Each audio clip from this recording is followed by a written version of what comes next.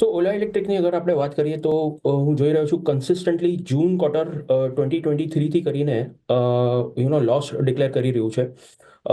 અને પ્રાઇમરીલી જ્યારે લિસ્ટિંગ થયું ત્યારે ઘણા બધા પી ફંડ એક્ઝિટ પણ કર્યું છે. સો મારા મતે જ્યાં સુધી કંપની પ્રોફિટમાં ટર્ન અરાઉન્ડ થઈને પ્રોફિટ નથી દેખાડતી ત્યાં સુધી થોડું પ્રેશરમાં જ રહેશે.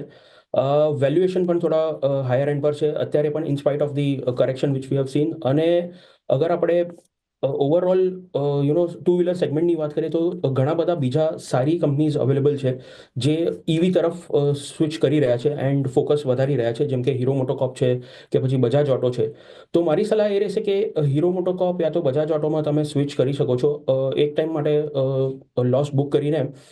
It is better to switch over to one of the two counters. અને અગર હું રિટર્ન રેશિયોઝની પણ વાત કરું છું તો નેગેટિવ છે. સો ડેફિનેટલી એક્ઝિટ કરીને તમે સ્વિચ કરી શકો છો.